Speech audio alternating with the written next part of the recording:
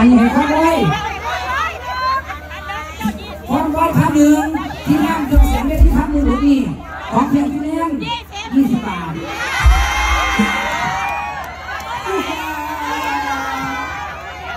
เพื่อนอะไรก็ที่นั่งไปได้ป้าตื่นเบิดเพื่อนจะมาขายมาที่หาที่หรอกเพราะแม่หนาเขาจะว่ามาผมก็ตีแต่กินข้าวมาเนี่ยมันยังไม่ค่อยดีหรอกจะเป็นกระยาสูบก็ต้องเอาไปทำไมหัวขอบคุณนะครับท่านอาจารย์แต่ว่าเคยถูกได้ไงเคยถูกกับเขาย่างย่างไปมากหลายข้าง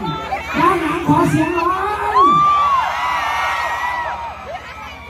ไม่ได้ดีหลายแต่เป็นน้องเป็นตัวก่อนอันนี้เป็นหมออันนี้เป็นคอนเสิร์ตโตเกียวตอนนี้หมออันนี้เราหามือที่ให้เราเนี่ยหรอกตอนนี้พบกล่องดอกกว้าง